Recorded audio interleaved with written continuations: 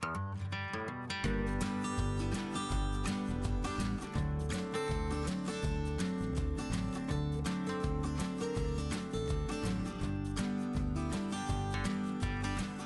it going, everyone? And welcome once again to another episode of Animal Talk Podcast in collaboration with SACA, the South African Animal Keepers Association. My name is Ryne. And my name is Ayrton. Hey Ryan, how are you? I am doing very well. How are you? I'm doing very well, thank you. A little bit tired after a busy day, but otherwise I'm good. It's actually been a busy week. Yeah, it's been quite busy for me as well. And I have been trying to sort out the slight glitch that we've been having with our podcast. So let me just apologize to all of our listeners for the past two episodes that we've had where we've been having slight sound issues on my side. I seem to have managed to solve that problem, and hopefully that will not happen again. So apologies for the previous two podcasts having very bad sound on my side, but it looks like we're back up and running, and I sound way better now, hopefully. You do indeed, and don't worry, I'm sure our listeners will forgive you. Thank you. So kind. So we have our topic for today, and our topic is because it was great demand of scheduling. The great and famous scheduling. Where do we begin with this? Wait, let me check the schedule. Well, I think, when we talk about work and we talk about all the things we have to do in one day, it can be really difficult to get through all your tasks, especially if you have a lot of things to do. So the famous thing we like to do is putting it on to a schedule. But as great and as helpful as a schedule is to us as keepers and to human beings, unfortunately, it can be very detrimental to the animals that we look after, because we start creating this day-to-day kind of lag of tasks that need to be done at certain times, at certain durations, and that starts creating predictability in our schedules itself. What that ultimately leads to for our animals is this day-to-day routine that is very predictable. They know what's coming next. And if you think of an animal that would be out in the wild in a more natural environment, not much about the wild is predictable. Not much about the wild is on a schedule. So we start seeing certain behavior issues. We start seeing some stress issues. A lot of things over time that can also lead to problems in terms of our animal care is a reduce in natural behaviors, and we start setting the animals actually up for not so much success but failure in terms of the difficulty that they face in adapting to when things do change. Because if you think about it, if you have a day and your schedule is always the same, which I think a lot of our listeners can relate to, we get up, we have a certain routine. We either make coffee, brush our teeth, brush our hair, get in the car, go to work, kind of a routine and a schedule at work. And then it's come home, do a certain task, have dinner, and we go to bed. And if you think about if something goes wrong in your day, if a certain thing doesn't go a certain way, how that throws us off as humans. So you can only imagine what it does to our animals when we've put them into this rigid schedule system. So that's what we're going to be talking about today. Yeah, so I think the biggest problem with the schedule is that it's reinforcing for us because we feel like we're accomplishing things because we're following our schedule. And just like you said, it's setting our animals back because we're making them in this rigid routine and we're not exposing them to different things. What we used to do at the bird show is we used to take birds out and take them past other enclosures randomly on random times, on random days, to get them to see different things. It could have been probable predator or something different, and it got them used to seeing things. But we were still setting them in schedules when we got back that feed them at this time, the show is at this time, the feeding time is this time, the training is at this time. Everything is always scheduled, and it makes us, like I said, feel accomplished And I think that's a big problem when it comes to trying to get out of the schedule. I mean, it keeps us on track, but it kind of puts them off their natural track, if you want to say it that way. I think, as we mentioned already, it has a lot to do with us having so many tasks that we need to do in one particular day. So we trying to, make ourselves feel great by getting through all the things that we've set out to do. But I don't think it's necessarily putting the animals first if we have those rigid schedules. So I know for myself, it's something, especially after the welfare workshop that we attended at Johannesburg Zoo, it's been something that's really been on my mind. And I'm very grateful that it is, because it gives me almost a second opinion on how I run my day from task to task. And looking at, you have to really take a step back and look at everything that you do in a day and see and try pick up on where this is impacting the animals the most. A really good example that I have is our feeds that we have to do. A lot of our feeds are unfortunately scheduled because they are linked to educational presentations. So that means that at this specific time, every second day, for example, this group of animals has to be fed. That's their dedicated feeding time. There's not much room to move it because that is an advertised time and it's paired with those educational presentations. So, what we've been looking at doing and what I've really been pushing and trying to focus on is, if an animal has, set feeds at a certain time, is to then maybe reduce the amount of food they're getting at those set feeds and introducing additional feeds that could be at a more flexible time, so that there is still that rigid feeding schedule with set feeds at set times with set presentations, and then adding additional feeds that are more movable, they're more adaptable for our day and also for the animals. But then it's also, the idea of, if you are having additional feeds or you are having adding additional activities like enrichment, to also not get into the habit of putting that onto a schedule. And that goes again back into us trying to fit everything in our day. I know I've got a gap over here because I'm diving at this time and I've got to clean this exhibit at this time and I've got a meeting at that time. So automatically we start finding gaps in our day that quite often are very repetitive, and we start filling, additional activities in there, like enrichment sessions or training sessions. But quite often that is a set kind of standard time that then, by going away from scheduling, you somehow end up back in the scheduling process all over again.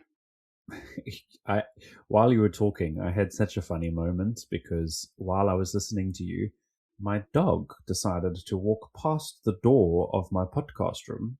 She walked out just now and she went to fetch a toy, and she walked to the door and kind of looked at me with a toy in her mouth, going, "Hello, it's time to play. It's almost bedtime."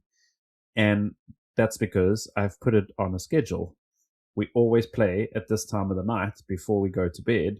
It's playtime. And she was like, "Why are we not doing this?" And came and brought the toy and stared at me like, "Are you mad? We're supposed to be doing something." So there's a perfect example. My dogs at home are on a schedule of playtime.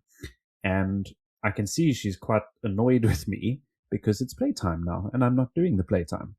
Yeah, it's really funny because, it's not just the animals that are under our care in, zoos and aquariums. It's also to do with our animals at home, like you mentioned with your dog. And that often ties into the bigger schedule and scheme of things, because we have a set routine when we get home because we've, got our daily schedules at work.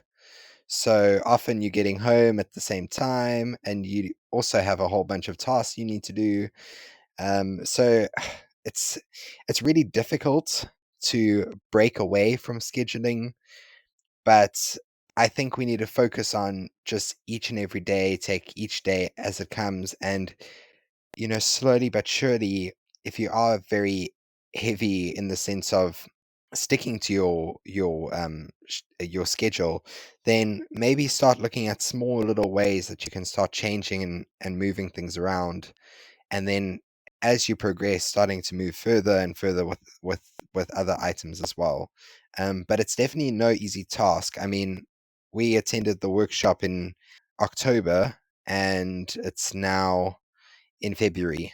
So I've been having this on my mind and still trying to implement things on a daily basis. But it is really difficult, especially when you have other things that also predict when you can do certain things.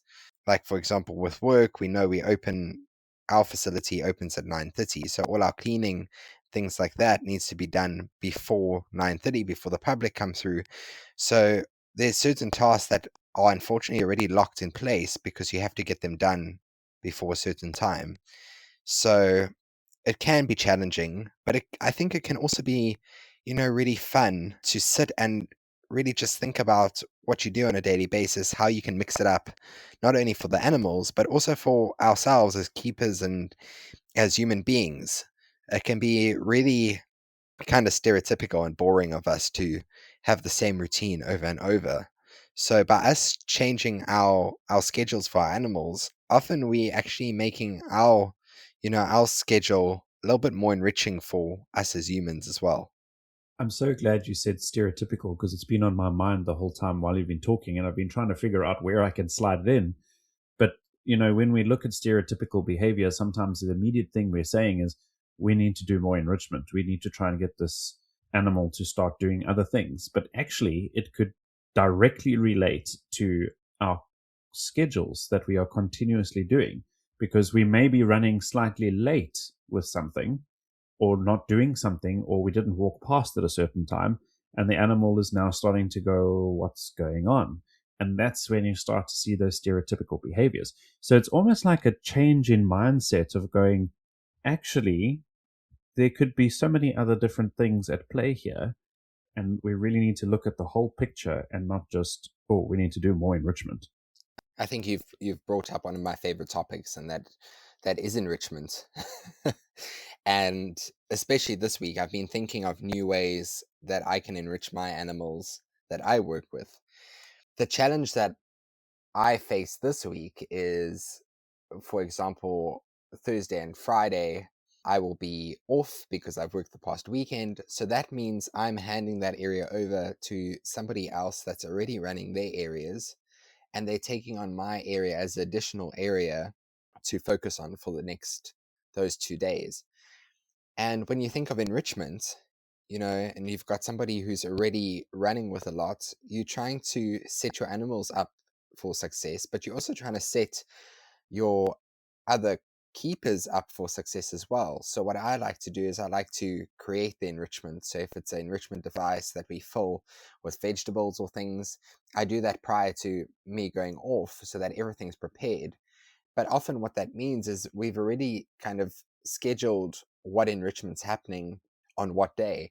And it was this past weekend I was working and sitting and trying to think, how do we create a rigid kind of schedule that we can stick to so that our enrichment doesn't become this repetitive, same kind of enrichment over and over again. Because if you do it randomly and you don't record what you're doing, it's very easy to not know that you're doing the same enrichment 3 or 4 times in the week. Or if you're looking at the categories of enrichment, you might be doing food enrichment 6 out of 7 times in the week, incorporating a different category of enrichment once or twice.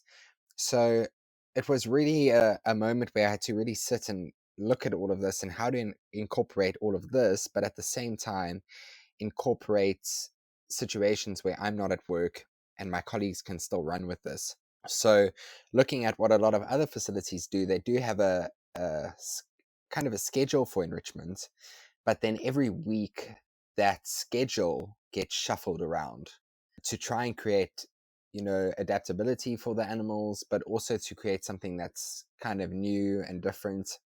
And when you think of enrichment, you also have to have those devices ready. If you're having a feeding device that the animals are going to be using, it has to be tested and it has to be safe for them to be in their habitat.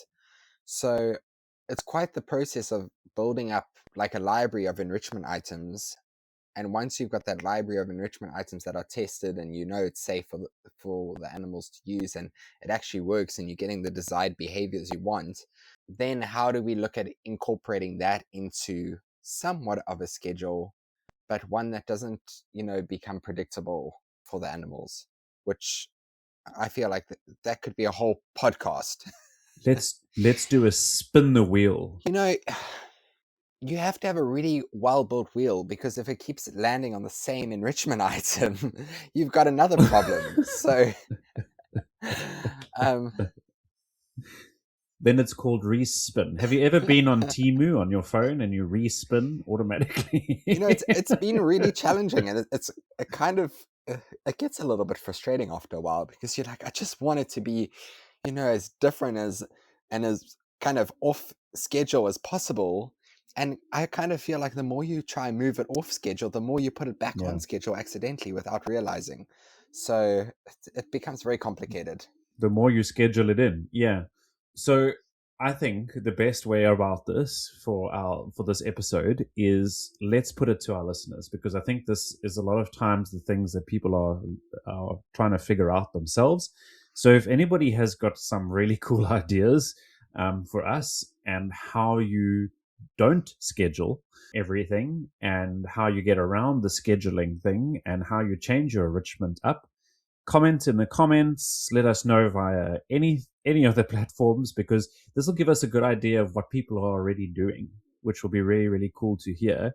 And then we could get back to this topic, because I'm kind of liking this. Yes, I'm really enjoying this topic too.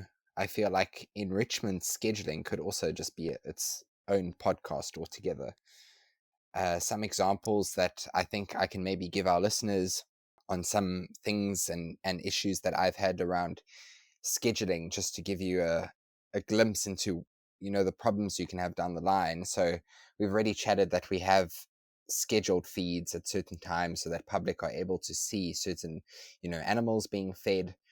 And with that, I think the biggest challenge and biggest issue I've seen in terms of behavior is this thing of anticipation. So when animals know that a certain event is happening at a certain time, it's one of those things I'm sure all of us have at some stage in our life asked ourselves, can dogs or cats tell time? Well, it's the exact same with fish and a lot of other animals. There's little things that they pick up on. One thing that in particular we had a few years back was a turtle that would need to go into a separate medical area so that we could close the door and work with it separately. We would then do the feed once the turtle was moved off into the separate area. And what the turtle started picking up on very quickly is actually an auditory cue, not given by us, but if you are ever in Cape Town and it's 12 o'clock, you'll hear the noon gun go off on Signal Hill. And from what we could observe, the only kind of cue that was given to this animal was the noon gun going off. Wow. So it's really kind of it's basically a cannon that goes off, and it's this loud bang that kind of echoes through the city bowl and bounces off all the mountains. And as soon as that cue was given, as soon as the gun went off, the turtle would know to quickly do a deep dive out of the medical area, because food is coming. Sounds like a challenge. And that was just so amazing. And that was because we had scheduled our feed at 12 to o'clock. The gun. So the turtle knew and automatically paired it with that sound. Goodness. That, hey, this happens every day at this time, and then there's food afterwards. Another thing that we see is with our fish, they get fed at 4 o'clock. And if you sit in front of the exhibit at about 3:30, you'll see everybody's doing their own thing. They're engaging in other activities. We have cleaner stations where we have a little fish called Cleaner Wrasse, and they're busy cleaning the fish. And everybody's really just, doing their own thing. Kind of looks like a normal scene. The more we approach 4 o'clock, the more you see some stereotypical behaviors occurring. You'll see most of the fish starting to move up to the top layer of the surface column, and that's because the food gets thrown in from the top. You'll see stereotypical swimming up and down the window because they know this is where the food's going to be thrown in. And that's all because these animals are getting this, the food is given at the set time because we have it on a schedule for public. So now what I've worked really hard to try and do with them is we have additional feeds on the alternating days that they get fed. So these feeds that I'm talking about happen on Monday, Wednesday, and Friday at 4. So now we've added additional feeds on Tuesdays, Thursdays, Saturdays, and Sundays, and we ensure that those are at very random times and never close to the 4 o'clock mark to try and make it unpredictable for them.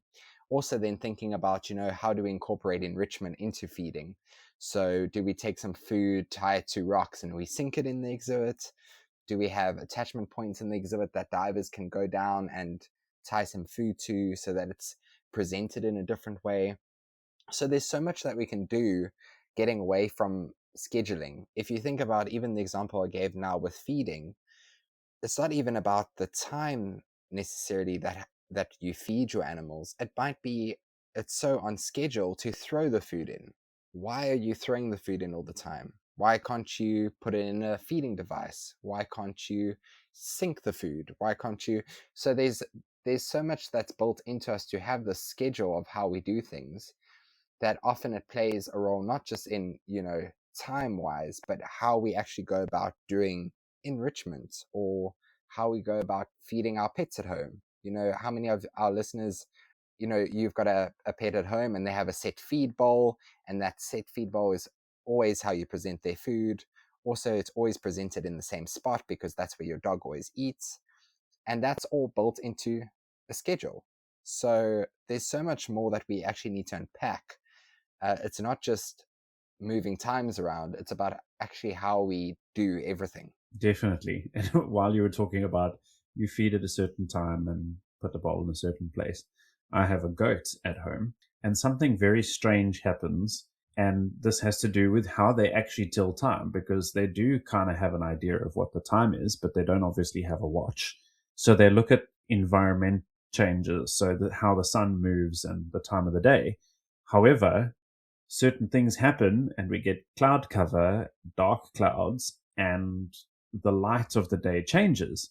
So my goat knows he gets fed at 4 p.m. because that's the time when I've got home and I can sort everybody out. So normally just after 4 p.m. he gets fed his pellets.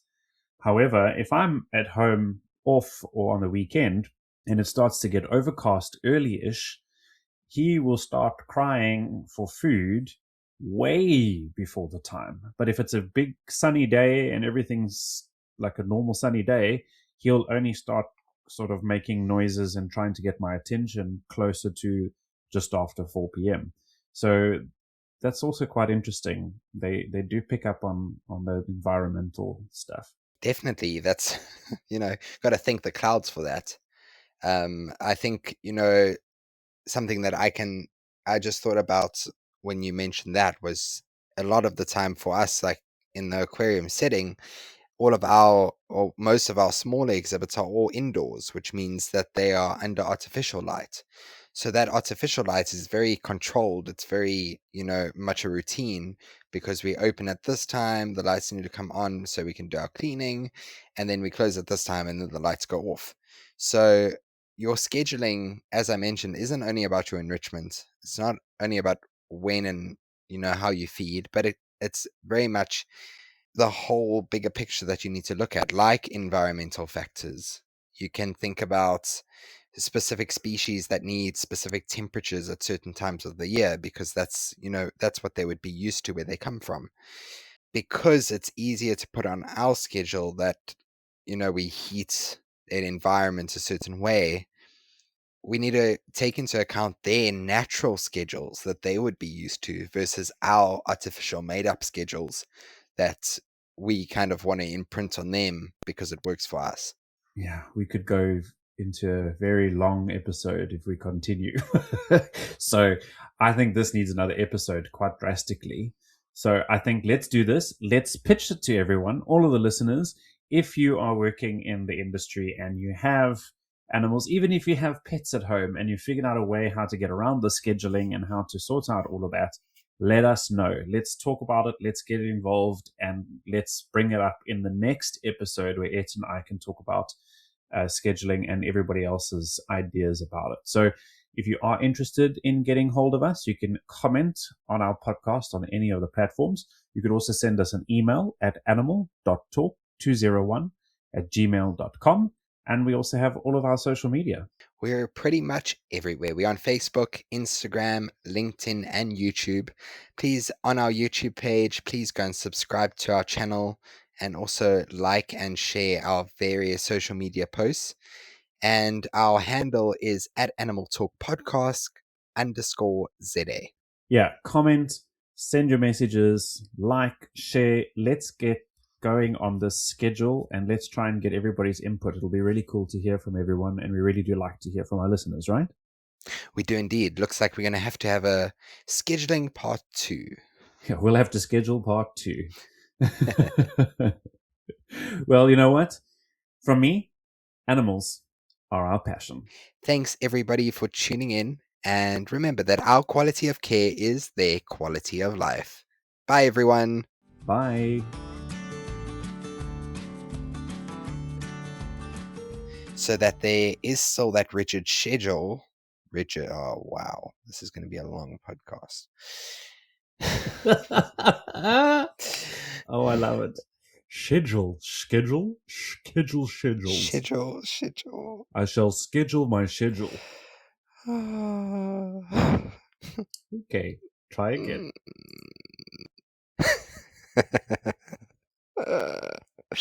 Okay.